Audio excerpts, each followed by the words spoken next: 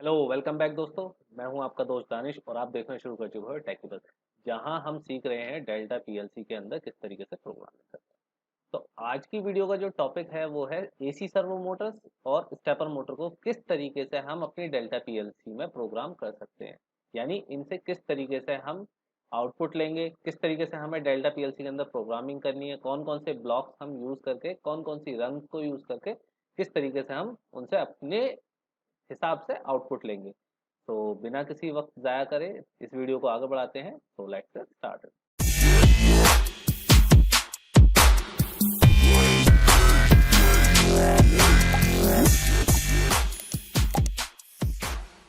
तो welcome back दोस्तों, आ चुके हैं हम अपनी डेल्टा पीएलसी की स्क्रीन पर। लेकिन उससे पहले मैं आप लोगों से एक रिक्वेस्ट करना चाहता हूं कि अगर आपको मेरी वीडियोस अच्छी लगती हैं, अगर आपको इन वीडियो से समझ में आता है तो प्लीज़ वीडियो को लाइक करें।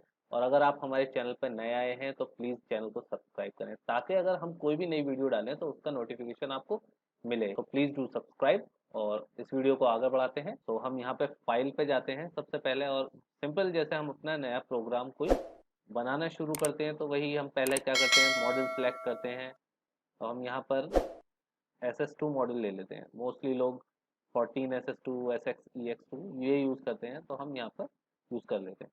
तो सबसे पहली बात, जो डेल्टा पीएलसी के साथ अगर आप सर्वो मोटर या स्टेपर मोटर को यूज़ करना चाहते हो तो ये मैंडेटरी है, यानी कंपलसरी है कि आपके पास जो पीएलसी है वो स्विचिंग टाइप जो हो वो ट्रांजिस्टर टाइप हो। क्योंकि मैंने प्रीवियस वीडियो में आपको बताया था कि आपकी जो पीएलसी है वो कौन कौन से स्विचिंग टाइप की होती है, relay type, triac type, transistor type. तो यहाँ पे ट्रांजिस्टर टाइप की होना ज़रूरी है, क्योंकि ट्रांजिस्टर टाइप पीएलसी जो होती है वो हाई स्पीड स्विचिंग प्रोवाइड करती है। यानी पल्स जनरेट करनी है हमें यहाँ पे।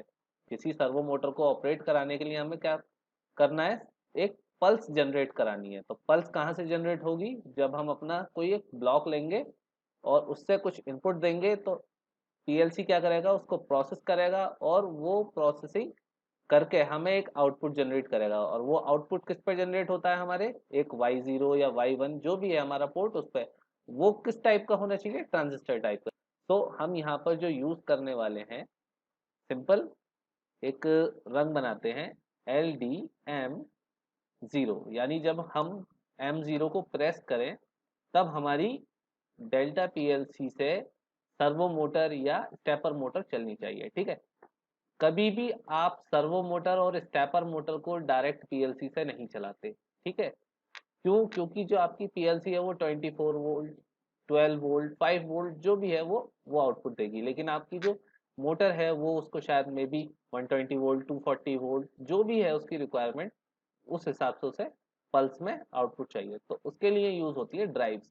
तो हम जो भी प्रोग्रामिंग करते हैं वो पीएलसी से ड्राइव में जाती है, और ड्राइव क्या करती है, वो आपकी मोटर को रन कराती है।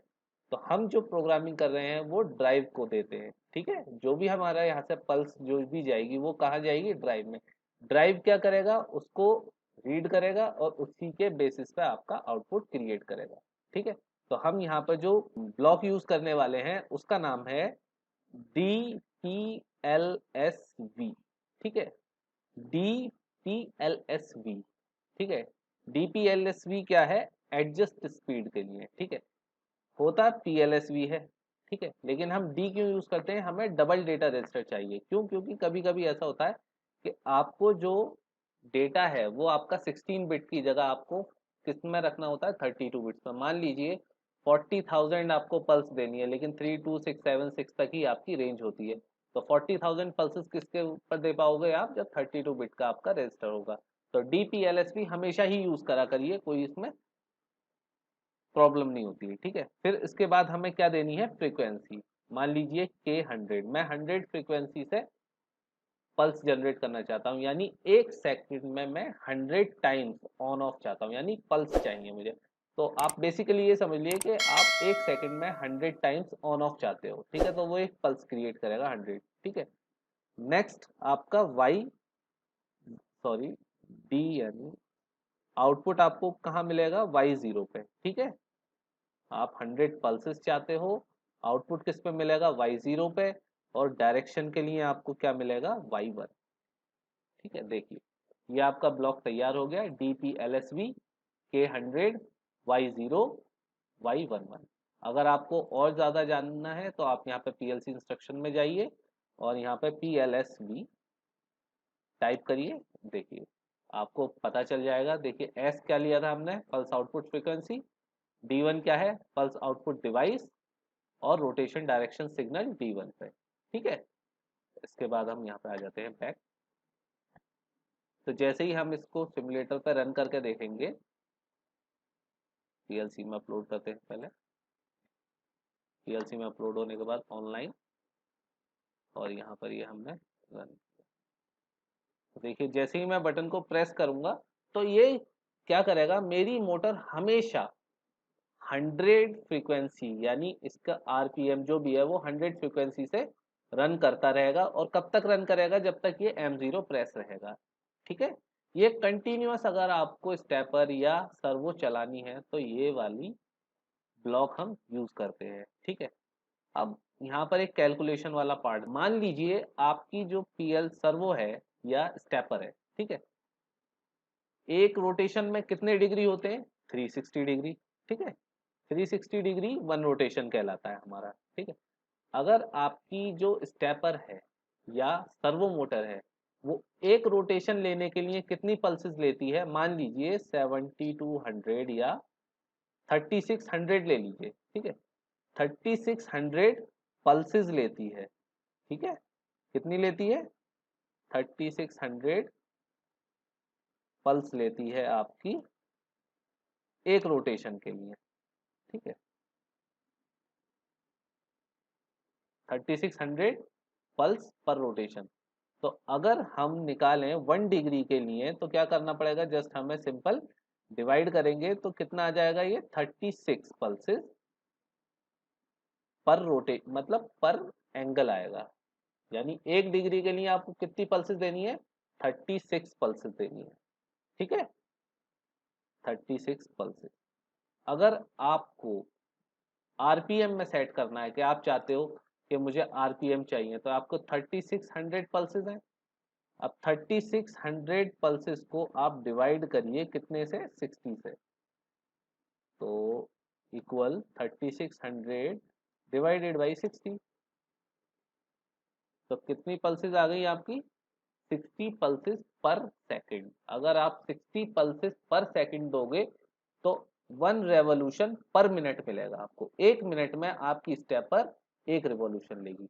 तो आप सिंपल क्या करिए, जो भी आपकी पल्सेस हैं उसको आप क्या करिए, 60 से डिवाइडेड करिए। मान लीजिए यहाँ पे 25,000 पल्सेस लेता है एक रोटेशन के लिए, ठीक है। तो आप इसको जब डिवाइड करेंगे 60 सेकंड से, तो आपको जो आउटपुट मिलेगा वो क्या मिलेगा, देन डिवाइडेड बाई 60।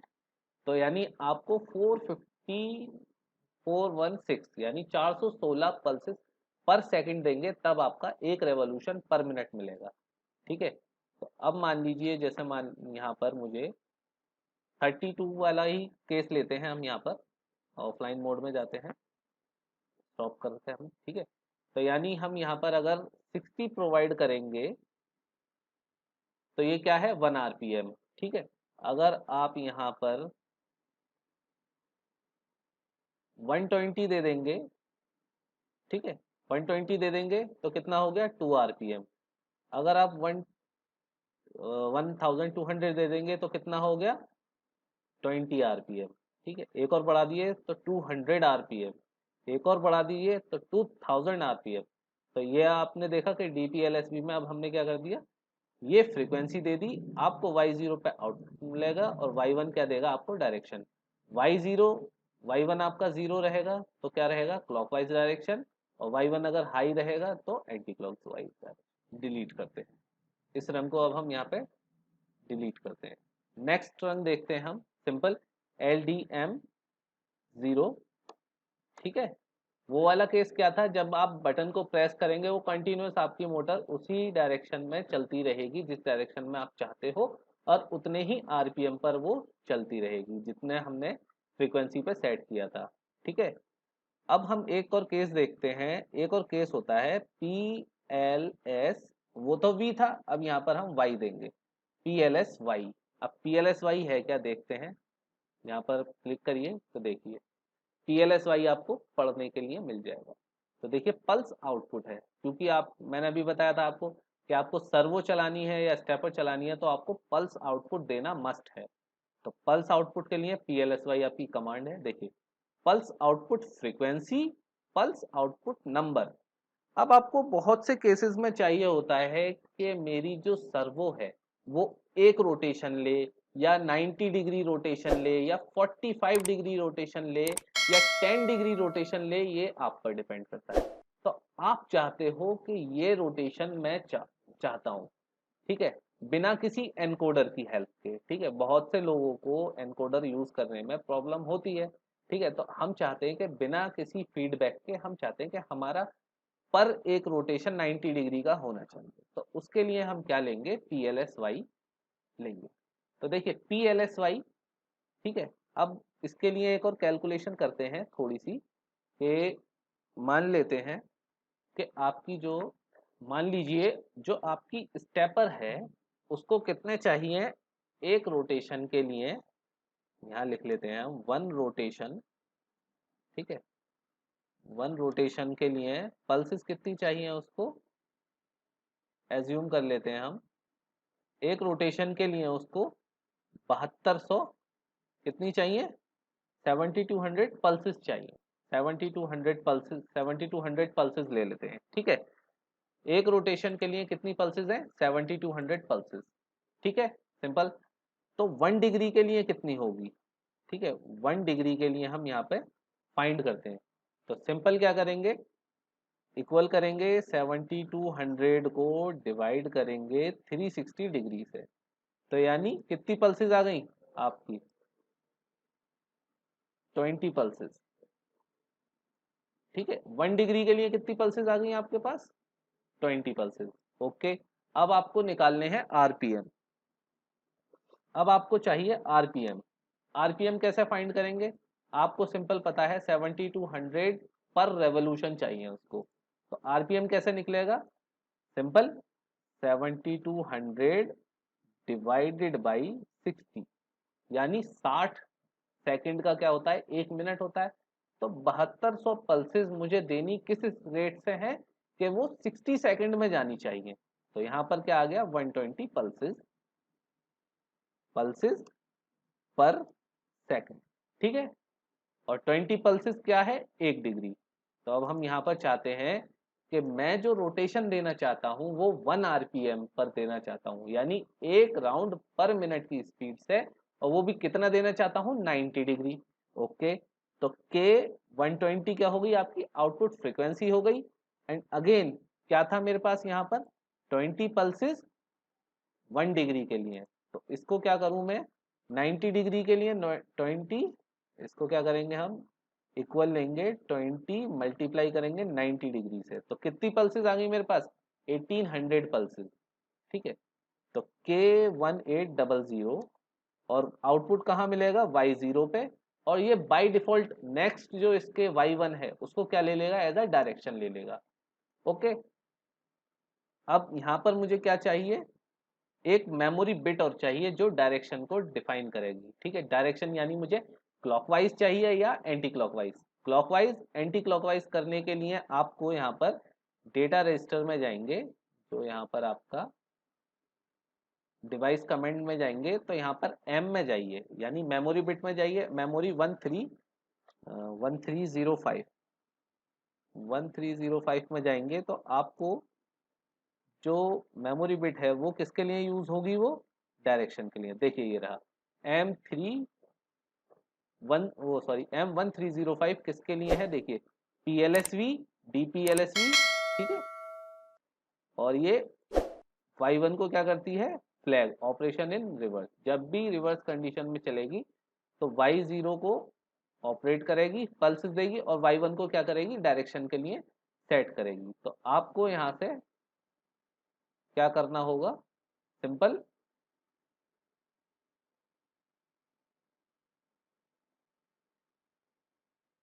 लैडर में आएंगे, तो यहाँ से आपको क्या करना पड़ेगा, उसको सेट करना पड़ेगा। तो यहाँ पर हम लिखते हैं सेट M1305, तो ये क्या रहेगा आपका, हमेशा क्लॉकवाइज डायरेक्शन में रहेगा। ठीक है, और इसको ले लेते हैं DPLSY। अभी हम यहाँ पे अब RPM बढ़ाएंगे तो ये रंग और ज़्यादा बड़ी हो जाएगी, मतलब जो इसकी वैल्यूज़ है वो 120 की जगह मे बी 12000 या 12440 हो जाए। तो यानी हमारी रेंज बढ़ सकती है। अभी तो ये सिर्फ हमने किसके लिए लिया है, 1 RPM के लिए। तो अब हम यहाँ पे क्या ले लेते हैं, एक आउटपुट ले लेते हैं अपना LD। अब हम यहाँ देखेंगे ना हम अपना कि हमारा जो आउटपुट है वो कितनी देर के लिए हाई हो रहा है। ठीक है, OM0। ओके, और यहाँ पे LD Y1 लेंगे, और हमारा जो आउटपुट रहेगा वो M2 पर रहेगा। तो यहाँ पर ये जो है M0 किसके लिए है, ये आपकी पल्स आउटपुट है, और ये डायरेक्शन के लिए। तो हमने यहाँ पर एक मिस्टेक कर दी है, क्योंकि M0 यहाँ पर भी लिया है और M0 यहाँ पर भी, हम यहाँ पर M1 लेना था, हमने यहाँ पर M1 लिया है। अब शायद ये प्रोग्राम सही रन करेगा। देखा, जरा सी गलती की वजह से हमारा प्रोग्राम पूरा खराब हो गया। तो हम यहाँ पे देखिए सेट ऑन करते हैं, तो देखिए 120 फ्रीक्वेंसी जा रही है, मतलब 120 पल्सेस जा रही हैं, 1800 पल्सेस जाएंगी, और ये हमारा Y0 ऑन है। ठीक है, और ये देखिए आपका बंद हो चुका है, यानी 1800 पल्सेस उसने 120 पल्सेस पर सेकंड के हिसाब से दी हैं, 1800 पल्सेस, तो वो कुछ देर ऑन रहा और उसके बाद ऑफ हो गया। ठीक है, अब मैं चाहता हूँ जो मेरा ये RPM है, मैं इसको बढ़ाना चाहता हूँ। तो यानी मैं चाहता हूँ, अभी तो ये कितना है 120 RPM, यानी 1 RPM। अब मैं यहाँ पे एक और जीरो बढ़ा दूंगा, तो यानी 10 RPM, एक और बढ़ा देता हूँ तो ये 100 RPM हो गया, यानी 1200। यानी अब इस, ये तो पल्सेस ज़्यादा हो जाएंगी, 1800 है और हमारा रेट ज़्यादा हो गया, तो हम थोड़ा सा ऐसा रखते हैं कि जिससे हमारा कंफर्म पता रहे कि मान लीजिए 10 राउंड पर मिनट की स्पीड से हमें 1800 पल्सेस देनी है। ओके करते हैं, और हम इसको क्या करते हैं, सेट करते हैं। अब हम डायरेक्शन को भी थोड़ा सा देखते हैं। ओके, और हम ऑनलाइन मोड में जाते हैं, प्रो कंपाइल करते हैं, ओके करते हैं, एंड देन हमारा ये रन मोड में आ गया। रन मोड के बाद हम क्या करते हैं, सेट ऑन। तो देखिए कितनी देर के लिए आपका ऑन हुआ आउटपुट, बस जैसे ही मैंने बटन प्रेस किया फौरन क्या हो गया, आपका आउटपुट ऑन हुआ और ऑफ हो गया। देखिए ऑन होते ही ऑफ हो जाएगा, यानी 1.5 सेकंड लगा उसको इतनी पल्सेस भेजने में। इतना ही लगना है, क्योंकि 1200 और 1800, यानी 1200 एक सेकंड में पल्सेस चली जाएंगी, और 600 पल्सेस आधा सेकंड में जाएंगी। तो देखिए हार्डली ये 1.5 सेकंड के लिए ही आउटपुट हमारा हाई हुआ। देखिए अगेन फिर से देखते हैं। देखिए अब आप चाहते हो कि ये जो पल्सेस है ये 1800 नहीं होनी चाहिए आपकी। अब आप चाहते हो कि ये पल्सेस जो 90 डिग्री है, 90 डिग्री की जगह ये आप चाहते हो 180 डिग्री हो जाए। तो 180 डिग्री के लिए सिंपल आप क्या करोगे, इसको रिप्लेस करोगे 36 से, 3600 से, यानी आपकी जो मोटर है अब वो 180 डिग्री मूव करेगी। फिर से सेम ऑनलाइन मोड में जाते हैं, यस, सेट ऑन। तो देखिए 1200 के रेट से आपका इसी तरीके से Y0 हाई होगा और ऑफ होगा। यहाँ पर आपका ये सेट है, लेकिन यहाँ पर ये दिखा नहीं रहा है Y1। लेकिन जब आप अपने PLC पे देखेंगे तो PLC पे हमेशा आपका जो डायरेक्शन है वहाँ, यहाँ से आपको सेट और रीसेट करना पड़ेगा। जैसे ही आप सेट कर दोगे तो क्लॉकवाइज डायरेक्शन मिलेगी, और रीसेट कर दोगे तो एंटी क्लॉकवाइज। वो डिपेंड करता है आपकी PLC के ड्राइव के वायरिंग के ऊपर, कि आपने वायरिंग किस तरीके से करी है, सिंक में करी है या सोर्स में करी है, वो उस पर डिपेंड करेगा कि आपका जो पल्सेस है वो उसको एज अ क्लॉकवाइज ले रहा है या एज अ एंटी क्लॉकवाइज ले रहा है। ठीक है, तो यही दोनों जो ब्लॉक हैं DPLSY और PLSV, यही दोनों आप यूज करते हो मोस्टली अपनी सर्वो और स्टेपर चलाने के लिए।